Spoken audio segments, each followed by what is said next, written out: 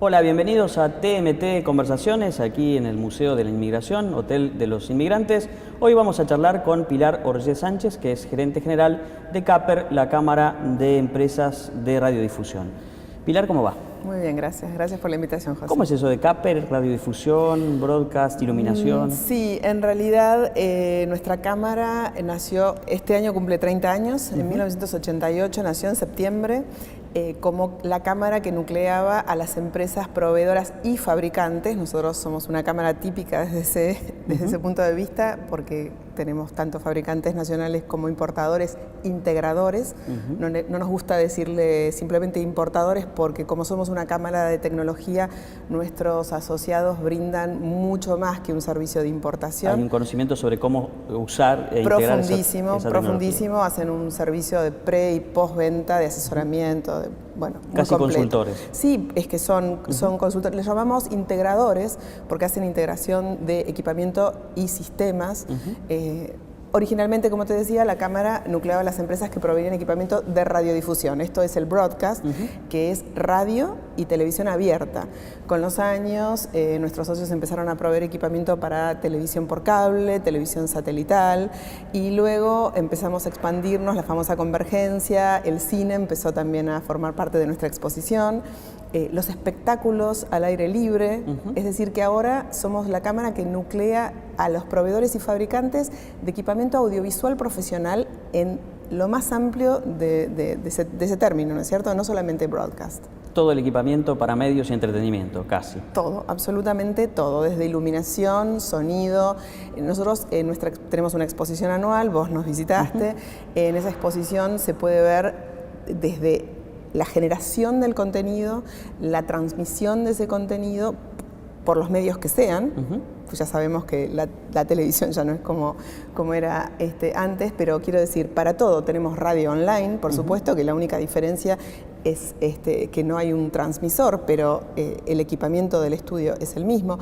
Entonces, es todo el equipamiento audiovisual profesional. Dijiste que la cámara surgió en el 88, seguramente sí, cuando hubo suficiente masa crítica en el sector para constituirla. La pregunta que se hace en estos casos es cómo sobrevive una industria en un país con tantos vaivenes, además que tiene una pata de importación, con tantos tipos de cambio, apertura, cierres de importaciones. ¿Cómo es que se consolidó y llega, no solamente llega, sino que llega bien hasta nuestros días?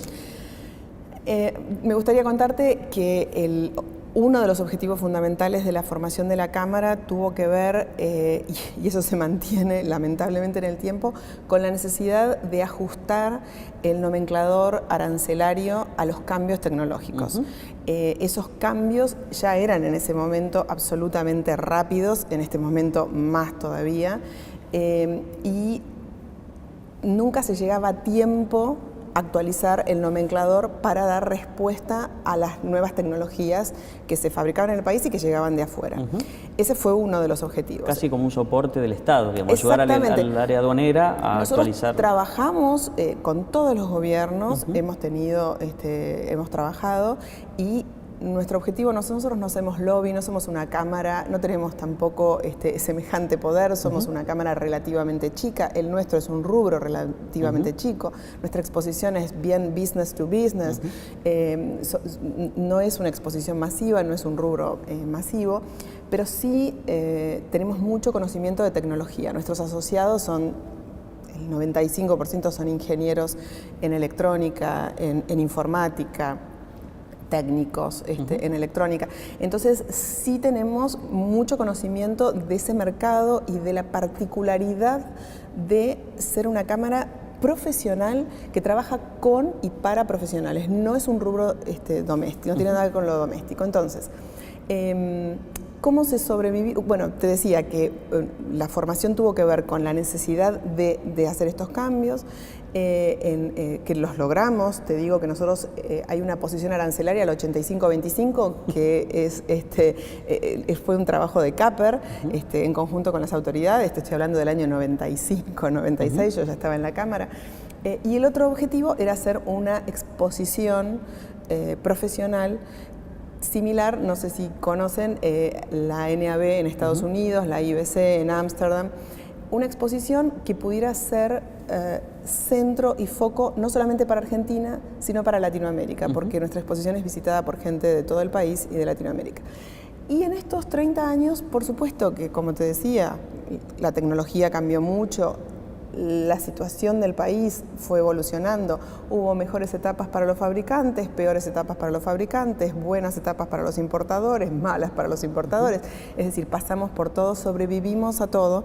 Nuestros socios son pymes, incluso algunos son microempresas, muchas son medianas empresas importantes, pero somos una cámara que nucleamos a pymes, con lo cual sabemos el valor del empresario pyme argentino, ya sea que es fabricante como importador integrador. Pasamos por etapas complicadas para la importación, como la etapa de las dejáis, en la que después logramos tener una relación con el gobierno y lograr explicar la diferencia entre importar un container de productos que salen al mercado masivo y que pueden ser fabricados localmente, y la diferencia con importar un equipamiento de altísima tecnología para un mercado que genera contenidos que a su vez son exportados, ¿no es cierto? Porque los contenidos nacionales son exportados con mucho éxito. No siempre, sencillo de explicar, no siempre comprendido el tema, ¿no? Sí. Bueno, esa es parte del trabajo de la Cámara. Es cansador a veces porque los funcionarios en nuestro país, no en este gobierno, en todos los gobiernos, cambian permanentemente. Entonces, cuando uno parece que está llegando a una instancia de comprensión con un determinado grupo de funcionarios, hay un cambio, hay que empezar de cero. Pero bueno, esa es la razón de ser de las cámaras empresarias, ¿no es cierto? Nuclearse para tener más fuerza para poder debatir cuáles son tus problemas, cuáles son los míos, nos está pasando lo mismo, vos tenés problemas con seguridad eléctrica, a mí me pasa lo mismo, ¿qué tal si hacemos una presentación ante las autoridades por este tema? Esa es la función de trabajar en sociedad, ¿no? En conjunto. Pilar, a grandes rasgos, ¿qué se fabrica en el país y qué se integra sobre todo? Mira, es bastante lo que se fabrica en el país, y en las peores etapas para la fabricación y para la exportación, porque nuestros fabricantes no solamente atienden el mercado interno, sino que son... No se les sería suficiente por el tamaño del mercado. Exactamente, no solamente que no sería suficiente, sino que han exportado, pero no solamente a Latinoamérica, han exportado, te digo, a puntos del planeta que te asombrarías, a países en Asia, en África, bueno... te digo que es un capítulo aparte porque tenemos historias interesantes. No solamente son fabricantes, sino tenemos muchos desarrolladores de software especializados en automatización para estudios de televisión, de radio y demás. Se fabrican transmisores de radio, AM, FM, transmisores de televisión, transmisores analógicos, transmisores digitales. Hay un clúster de empresas en Córdoba que fabrican transmisores. Se fabricaban conversores de normas, digamos, hay algunos equipos que digamos que fueron desapareciendo exactamente porque ya, digamos, y fundamentalmente lo que se importa es equipamiento de altísima tecnología, que eso era lo que tratábamos de explicar a la anterior gestión, que no se puede frenar el ingreso de una videocámara que no es que sea imposible fabricar en el país por un capricho nuestro o porque no creamos en la capacidad de nuestros ingenieros, sino porque son tecnologías que llevan décadas de desarrollo. Entonces no es simplemente armar una fábrica para hacerle competencia. Hay cámaras de televisión que se fabrican en 4 países en el mundo, claro. No es que se fabrican en 20 países. Entonces ese tipo de equipamiento es el que se importa. Por supuesto que nosotros atendemos, la particularidad de nuestro mercado, como te decía, es business to business, pero las realidades de nuestros clientes son totalmente diferentes. Nosotros atendemos desde empresas enormes hasta pequeñas cooperativas, pequeños canales de televisión de universidades, de una organización no gubernamental. Entonces, las realidades de esos clientes son diversas y es diversa, entonces es diverso el servicio que brindan nuestros asociados, ¿no es cierto? En ese sentido. ¿Y hay, digamos, alguna especialidad dentro del sector en Argentina que sea destacable el país como proveedor de esa tecnología o de ese servicio en este ámbito? Si te referís a tecnología, creo que nuestros desarrolladores de software son sumamente reconocidos, exportan a todo el mundo. Muchos de ellos no solamente atienden en Argentina, sino que tienen representaciones y atienden en otros puntos de América. Y encontrás software de automatización de canales, vas a diferentes canales de Latinoamérica y encontrás, decís, ese es socio mío. El software de automatización es una particularidad argentina. Después, en Argentina la otra cosa que pasa es que el nivel de ingeniería de nuestros ingenieros, de los dueños, de los CEOs de nuestras empresas, es muy alto. Entonces, brindan servicio llave en mano y muchos de ellos también brindan servicio de consultoría para afuera, ¿no es cierto? Por eso también tenemos visitantes de Latinoamérica y demás, porque muchos vienen a ver la tecnología acá, después compran el equipamiento en sus países a sus representantes, porque recordemos que quienes representan una marca en Argentina no necesariamente la pueden vender en Perú, en Colombia. Es interesante, venden el intangible y después el equipamiento por otro lado. Y por eso nosotros tenemos en nuestra exposición tanta capacitación, porque en realidad el visitante del exterior viene no solamente a ver el equipo, a tocarlo, a probarlo, a hablar con los ingenieros, sino que también viene a escuchar las charlas, a capacitarse, ¿no es cierto? Y después compra afuera. Por eso vienen muchos. Otra particularidad de nuestro mercado es que las marcas internacionales no exponen en general en forma directa en la exposición, justamente por este servicio de ingeniería tan alto y de tan alta calidad que tienen las empresas representantes en nuestro país. Vos vas a una exposición similar a la nuestra en Brasil y las marcas internacionales están en forma directa. En nuestro país, salvo 2 o 3, el resto están a través de sus dealers, sus representantes, que brindan este servicio completo, incluso integrando equipamiento, software de otras empresas fabricantes y desarrolladoras locales. ¿Sí? Eso es interesante en nuestro país. Pilar, después del corte quiero que me respondas la pregunta complicada, impuestos. Sí, ¿Querés? bueno. Pero eso va a ser después de este corte. Estamos aquí en el Museo de la Inmigración, en TMT Conversaciones, charlando hoy con Pilar Orgé Sánchez, que es gerente general de la Cámara CAPER. Pilar, impuestos. Bueno, este es un tema complejo. El año pasado tuvimos un par de buenas noticias con relación a un impuesto bastante distorsivo que afectaba a algunos de nuestros productos, que son los impuestos internos.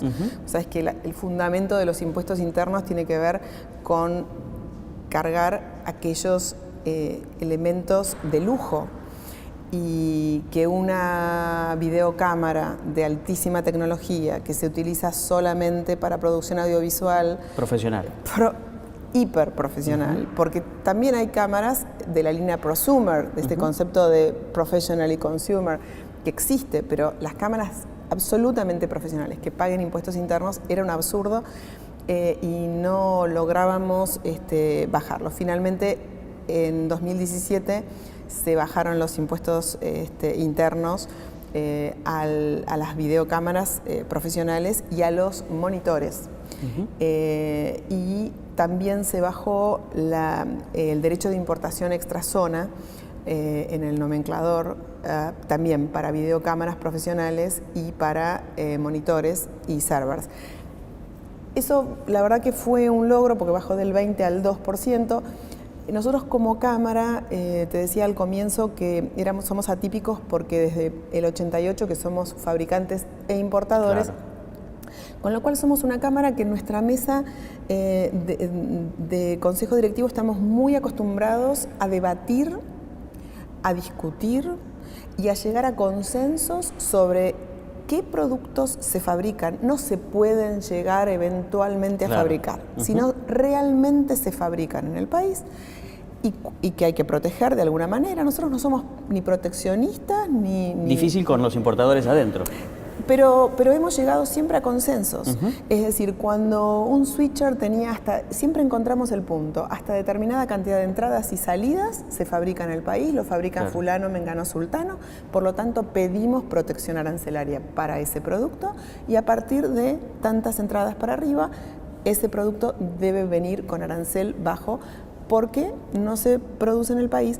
Entonces, la verdad porque si no ingresa es un limitante para el desarrollo de la industria de los contenidos. Absolutamente, absolutamente, porque como vos sabés, los contenidos que se exportan tienen que tener un determinado nivel de calidad tecnológica y por lo tanto tienen que ser hechos con equipamiento de alta tecnología. Que nuestros socios fabricantes también tienen equipamiento de alta tecnología, pero hay cosas que no fabrican. Entonces, ese concepto para nosotros siempre fue claro y fue fundamental. Nosotros no vamos a ir a un gobierno a pedir ábrannos la importación totalmente, cierren la importación totalmente. Nosotros en ese sentido somos una Cámara acostumbrada a debatir y a consensuar entre los intereses de ambos. Así que desde ese punto de vista, haber logrado que se bajaran estos impuestos internos y que se haya bajado el derecho de importación extrazona para las videocámaras profesionales, por ejemplo, eso fue altamente positivo, ¿no?, para el sector. ¿Y la presión impositiva en general sigue siendo alta o...?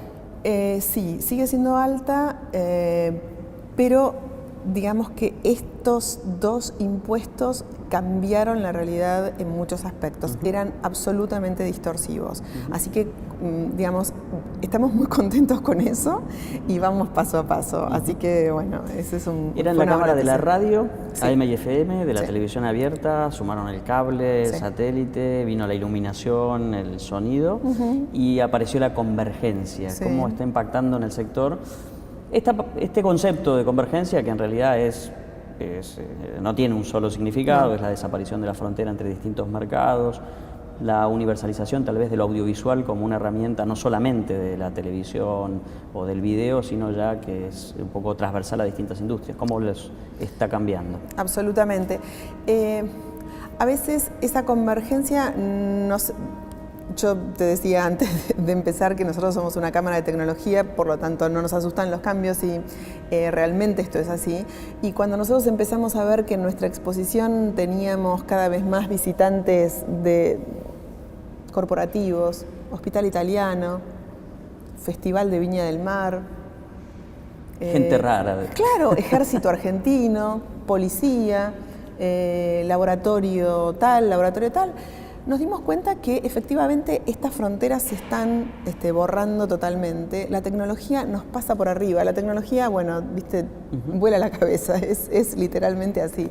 No se puede frenar, no tiene sentido. Nos había pasado con el cine, en un momento nos decían, no, pero ustedes quieren que se deje de usar película y que se pase todo a digital. No, nosotros no buscamos eso. No somos militantes, eso está pasando. Exactamente, eso está pasando, eso va a pasar, eso va a bajar costos.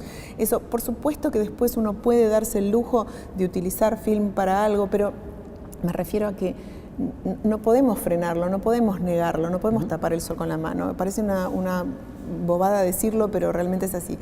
Y estamos cada vez más atendiendo al mercado corporativo, por eso te decía que se fue ampliando nuestro público, se fue ampliando nuestras empresas empezaron a brindar equipamiento para espectáculos, para teatros, para auditorios, las videoconferencias. Hoy en un sanatorio se puede... Telemedicina, ¿no? Telemedicina, por supuesto. O sea, en los hospitales públicos incluso están teniendo salas audiovisuales desde donde transmiten y mandan el video de una operación a diferentes partes del mundo. Eso es un contenido audiovisual. Entonces, nuestros socios también proveen ese tipo de equipamiento y eso también está cambiando. Las formas de ver televisión, el OTT al principio es, uy, esto qué va a pasar, desaparece la televisión. Bueno, parecía que la radio iba a desaparecer con la tele, parecía que el cine iba a desaparecer con la televisión. Aparentemente no terminan de desaparecer, sino que se van convirtiendo, son diferentes formas de ver los contenidos audiovisuales y todos están presentes en Caper. ¿Tiene estacionalidad este sector? Nosotros como cámara sí, nuestros socios no. Nosotros como cámara sí, porque vos sabés que organizar un evento anual, si bien es un ciclo exacto de 12 meses, nosotros no paramos, es un continuo absoluto. Nosotros hacemos la exposición a fines de octubre, durante noviembre hacemos el cierre contable, de informativo, de estadístico y demás, y en diciembre lanzamos la venta de los stands del año siguiente, o sea que es un continuo. Con lo cual, para nosotros como cámara, desde el punto de vista de exposición, sí. ¿Cuánta gente va a la exposición? Y unas 5.000 a 6.000, dependiendo de los años. ¿Profesionales? Profesionales. Profesionales, y otra particularidad es que alrededor de un 20-30% es nuevo cada año, porque muchas veces la gente no va 2 años seguidos, sino que va año por medio, y se van sumando nuevos actores cada año. Hay muchos estudiantes universitarios, terciarios, que empiezan a ir a la exposición.